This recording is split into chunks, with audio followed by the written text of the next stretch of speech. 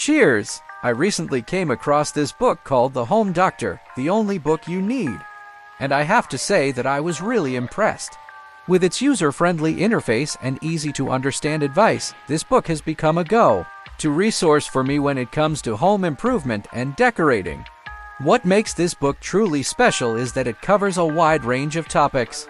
From basic home repairs and maintenance to more advanced projects such as renovating an entire room or creating a custom home. The book is written in simple and accessible language so that readers of all skill levels can easily understand and apply the tips and techniques discussed. One of the things I appreciate most about Home Doctor is that it focuses not only on the end result, but also on the process and the steps you need to take to get there.